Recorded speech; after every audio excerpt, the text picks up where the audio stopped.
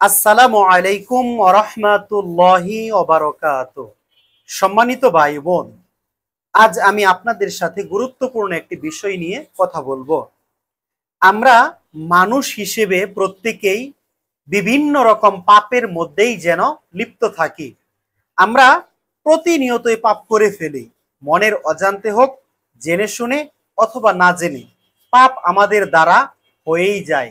কারণ শয়তান হচ্ছে আমাদের প্রথম এবং প্রধান শত্রু।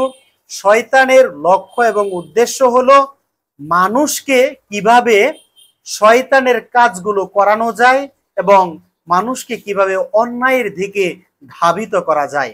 এটাই হলো শয়তানের মূল লক্ষ্য এবং উদ্দেশ্য।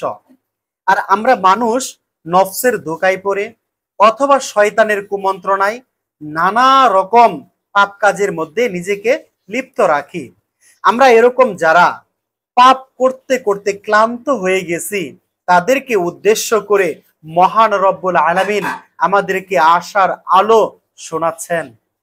আমাদের সৃষ্টিকর্তা মহান রব্বুল আলামিন তিনি আমাদেরকে বলেন কুরআনুল কারীমে সূরা ৩৯ নম্বর সূরা জুমারের ৫৩ নম্বর আয়াতের মধ্যে মহান আল্লাহ তাআলা রাসূলুল্লাহ সাল্লাল্লাহু আলাইহি ওয়াসাল্লামকে বলতেছেন মানুষকে উদ্দেশ্য করে যে কুল, বলুন, ইয়া ইবাদিয়াল্লাযীনা, হে আমার বান্দাগণ যারা আসরফু বাড়াবাড়ি করেছ, আলা আনফুসিহিম তাদের নিজেদের উপর। তার মানে আমরা নিজেদের উপর অত্যাচার করেছি, যারা নিজেদের উপর জুলুম করেছি, আমরা যারা পাপ করেছি, পাপ করতে করতে আমরা এখন যারা ক্লান্ত, মহান রব্বুল আলামিন আমাদেরকে বলতেছেন হে আমার বান্দাগণ তোমরা যারা নিজেদের উপর অত্যাচার করেছ, তোমরা যারা নিজেদের উপর বাড়াবাড়ি করেছ, তোমরা যারা নিজেদের উপর জুলুম করেছ, তোমরা লা তাকনাতু তোমরা নিরাশ হইও না। মহান রব্বুল আলামিন আমাদেরকে বলতেছেন তোমরা গুনাহ করেছ, তোমরা পাপ করেছ, তাতে কি হয়েছে? লা তাকনাতু তোমরা নিরাশ হইও না, তোমরা হতাশ হইও না, মির রহমাতিল্লাহ আল্লাহর রহমত থেকে। আমরা যারা পাপ করেছি মহান রব্বুল আলামিন আমাদেরকে বলতেছেন যে তোমরা নিরাশ হইও না মহান রব্বুল আলামিনের রহমত থেকে। কারণ ইন্নাল্লাহা নিশ্চয় নিশ্চয় আল্লাহ ইয়াগফিরুয যুনুবা জামিআ আল্লাহ তাআলা তোমাদের সকল গুনাহ মাফ করে দিবেন। ইন্নাহু নিশ্চয় তিনি হুয়াল গফুরুর রহিম তিনি অসীম দয়ালু, তিনি অত্যন্ত ক্ষমাশীল।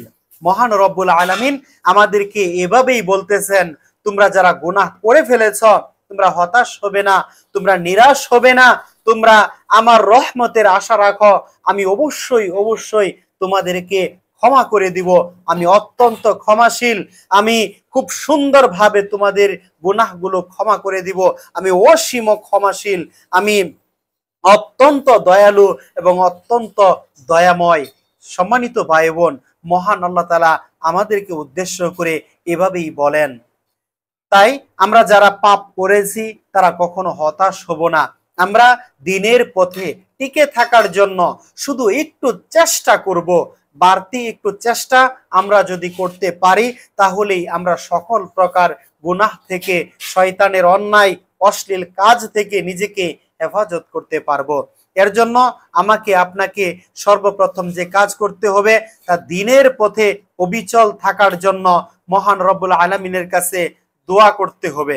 তাই দিনের পথে টিকে থাকার জন্য মহান রব্বুল আলামিনের কাছে সবচেয়ে বেশি দোয়া করতে হবে। কল্প যেন, অন্তর যেন মহান রব্বুল আলামিনের দিনের উপর অবিচল থাকে। এই জন্য রাসূলুল্লাহ সাল্লাল্লাহু আলাইহি ওয়াসাল্লাম যেই দোয়া সবসময় পড়তেন আমাদেরকেও সেই দোয়া পড়তে হবে। সেই দোয়াটি হলো ইয়া মুকাল্লিবাল কুলুব সাব্বিত কলবি আলা দীনিক, হে অন্তর পরিবর্তনকারী আল্লাহ আপনি আমার অন্তরকে দিনের উপর অবিচল রাখুন। তারপর মহান রব্বুল আলামিনের কাছে ক্ষমা চাইতে হবে, পাপের জন্য কান্নাকাটি করতে হবে, তওবা করতে হবে, চোখ দিয়ে পানি বের করে মহান রব্বুল আলামিনের কাছে ক্ষমা চাওয়ার মাধ্যমে নিজের নফসকে পবিত্র করতে হবে। তারপর মানুষের কাছে ক্ষমা চাইতে হবে। আমরা যারা মানুষের কাছে অন্যায় করেছি, আমরা মানুষের গীবত করে থাকি, পরনিন্দা করে থাকি, চুগলখুরি করে থাকি, সকল প্রকার অন্যায় থেকে বাঁচার জন্য সর্বপ্রথম দেখে দেখে আমাদেরকে মানুষের কাছে মাপ চাইতে হবে। তারপর যে কোনো মূল্যে 5 ওয়াক্ত সলাত আদায় করতেই হবে, কখনো সলাত ছেড়ে দেওয়া যাবে না। ইচ্ছাকৃতভাবে অথবা অনিচ্ছাকৃতভাবে কোনোভাবেই সলাত যেন আমার আপনার জীবন থেকে ছুটে না যায়। তাই 5 ওয়াক্ত সলাত জামাতের সাথে সঠিকভাবে আদায় করতে হবে। আর সবচেয়ে বেশি গুরুত্ব দিতে হবে কোরআনুল কারীমের প্রতি। কোরআনুল কারীম দেখে দেখে আমরা যেন সহি শুদ্ধভাবে তিলাওয়াত করতে পারি, এই চেষ্টা করতে হবে। আর আমরা সবচেয়ে বেশি সহি শুদ্ধভাবে খুব সুন্দরভাবে কোরআনুল কারীম তিলাওয়াত করব। আমরা যারা কোরআনুল কারীম তিলাওয়াত করতে পারি না, তারা অতি শীঘ্রই সময় অপচয় না করে আজ থেকেই আমরা কোরআনুল কারীম বিশুদ্ধভাবে তিলাওয়াত করার চেষ্টা করব, শুরু করব। তারপর জ্ঞান অর্জন করব, কোরআনুল কারীম থেকে জ্ঞান অর্জন করব, হাদিসের জ্ঞানগুলো অর্জন করব। সর্বোপরি আমার দ্বীনের উপর টিকে থাকার জন্য যে জ্ঞান প্রয়োজন, সেই জ্ঞান অবশ্যই আমাকে আপনাকে অর্জন করতে হবে। এ সম্পর্কে রাসূলুল্লাহ সাল্লাল্লাহু আলাইহি ওয়াসাল্লাম বলেছেন, তলাবুল ইলমি ফারিদাতুন আলা কুল্লি মুসলিম।